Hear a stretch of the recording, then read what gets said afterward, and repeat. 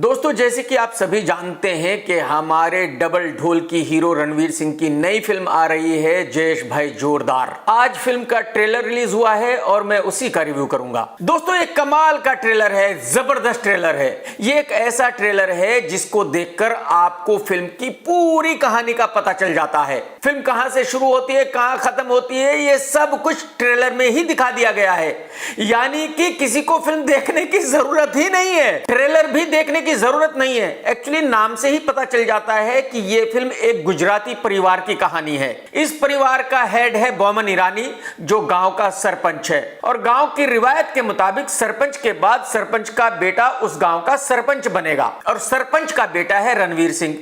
रणवीर सिंह जब सरपंच बन जाएगा तो रणवीर सिंह के बाद रणवीर सिंह का बेटा सरपंच बनेगा। जयेश भाई जोरदार का रोल प्ले कर रहा है रणवीर सिंह। प्रॉब्लम यह है कि जयेश भाई का कोई बेटा नहीं है, जयेश भाई की सिर्फ एक बेटी है। और गांव के लोग रणवीर सिंह के बाद उसकी बेटी को गांव का सरपंच नहीं बनने देंगे। तो खानदान की रिवायत को कंटिन्यू रखने के लिए यह जरूरी है कि जयेश भाई का भी एक बेटा हो। हालांकि ऐसा बिल्कुल नहीं है कि एक लड़की सरपंच नहीं बन सकती, आजकल औरतें भी सरपंच बनती है। लेकिन अगर डायरेक्टर अपनी कहानी को इसी तरह कहना चाहता है तो मुझे इसमें कोई प्रॉब्लम नहीं है, क्योंकि खानदान के नाम को आगे बढ़ाना है, रिवायत को कंटिन्यू रखना है।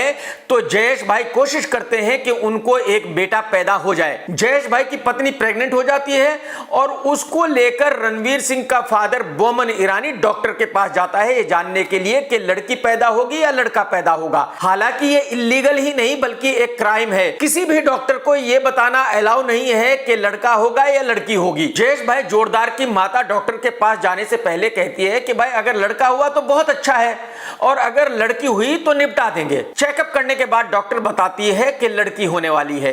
ये सुनते ही बोमन ईरानी आग बबूला हो जाता है। जयेश भाई जोरदार की मां भी आग बबूला हो जाती है और वो जयेश भाई की पत्नी और उसकी होने वाली बच्ची को मारना चाहते हैं। मेरे ख्याल में इस फिल्म को लीगली बहुत सारी प्रॉब्लम्स आ सकती है।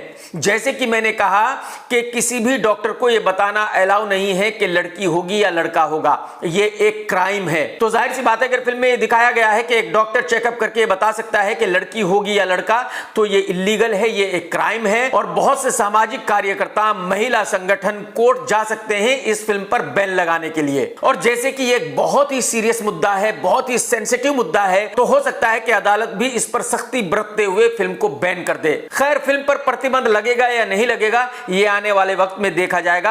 अभी हम ट्रेलर की बात करते हैं। तो जयेश भाई जोरदार अपनी पत्नी और बेटी को लेकर घर से भाग खड़े होते हैं और जब ये तीनों कार में जा रहे हैं तो जयेश भाई की पत्नी कहती है कि आप मुझे छोड़ दो क्योंकि मैं आपको एक लड़का भी नहीं दे सकी। रणवीर सिंह बहुत ही इमोशनल होते हुए, रोते हुए कहते हैं कि यह बिल्कुल गलत है। अगर मैं तुमको एक लड़का नहीं दे सका तो मैं नामर्द हूं, मैं मर्द हूं ही नहीं। रणवीर भाई, ये बताने की जरूरत नहीं है भाईजान, ये तो हमें पहले से ही पता है, सबको पता है कि आप डबल ढोल की हो, तो बताने की क्या जरूरत थी इसमें। तो यहां जयेश भाई जोरदार की बेटी बोलती है कि पापा आप मेरे हीरो हो, लेकिन अब आपको एक्शन हीरो बनना पड़ेगा, यानी आपको एक्शन करना पड़ेगा, आपको अपनी पावर दिखानी पड़ेगी। और जयेश भाई जाता है और अपने माँ बाप के सामने खड़ा हो जाता है और अपने माँ बाप को कहता है कि आप गलत कर रहे हो, मैं ऐसा नहीं करने दूंगा और अगर आप नहीं माने तो मैं अपना हथियार काट दूंगा। जब हथियार ही नहीं रहेगा तो बेटा भी पैदा नहीं होगा और जब बेटा पैदा नहीं होगा तो मेरे बाद इस गांव का सरपंच कौन बनेगा। यानी कि जयेश भाई जोरदार एक्शन नहीं दिखा पाते, अपनी हीरोगिरी नहीं दिखा पाते और यह फिल्म का सबसे कमजोर पॉइंट है। यहां डायरेक्टर पूरी तरह चूक गया। अरे भाई साहब, आप सबने देख ली फिल्म RRR, KGF 2 के हीरोगिरी लोगों को पसंद है। जो लोग खुद नहीं कर सकते, जब हीरो करता है तो वो तालियां बजाते हैं, उनको वो चीज पसंद आती है। फिल्म के सर पैर हो या ना हो, फिल्म में कितना भी फिक्शन हो, कुछ भी हो, लेकिन हीरोगिरी दिखाना जरूरी है क्योंकि पब्लिक को हीरोगिरी पसंद है। और अगर आप अपने हीरो को कमजोर दिखा रहे हो, डरपोक दिखा रहे हो, जो हीरोगिरी नहीं दिखा सकता, तो फिर आपकी फिल्म के चलने के चांस बहुत कम है। और जबकि बेटी ने अपने बाप से कहा कि डैडी अब आपको मेरे लिए हीरोगिरी दिखानी पड़ेगी, एक्शन हीरो बनना पड़ेगा, तो इस डायलॉग के बाद डैडी को एक्शन हीरो बनना ही बनना था। डैडी को अपनी हीरोगिरी दिखानी ही दिखानी थी, क्योंकि बेटी ने कहा था कि डैडी आप मेरे हीरो हो। तो अगर आपने अपनी बेटी को मायूस कर दिया तो समझ लीजिए कि जो फिल्म देखने वाले हैं उन सबको आपने मायूस कर दिया। तो मेरे ख्याल में 70% चांसेस है कि यह फिल्म नहीं चलेगी और 30% चांसेस है कि यह फिल्म चलेगी। 30% चांसेस इसलिए हैं कि यह फिल्म लड़कियों के बारे में है, औरतों के बारे में है। तो अगर औरतें भर भर कर इस फिल्म को देखने जाने लगी तो फिर यह फिल्म चल सकती है। इस फिल्म के 70% ना चलने के कई रीजंस है। पहला रीजन ये कि यह फिल्म गुजरात में बेस है, तो एक पर्टिकुलर कम्युनिटी को यह फिल्म पसंद आएगी। दूसरा रीजन यह कि 70% इंडिया गांव में रहता है और गांव में ऐसा ही माहौल है।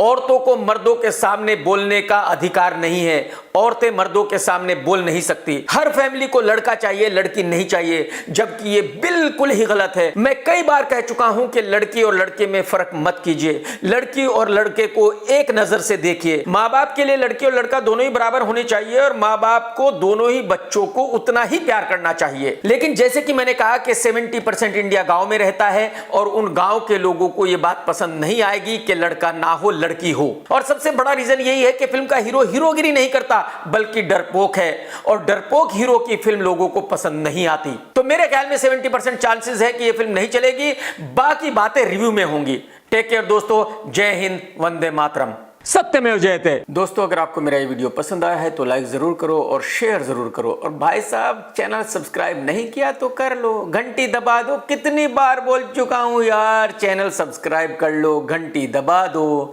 नहीं दबाओगे तो नोटिफिकेशन नहीं मिलेगा दोस्त, नहीं पता चलेगा कि मैंने नया वीडियो कब पोस्ट किया है। घंटी अभी दबा दो दोस्त।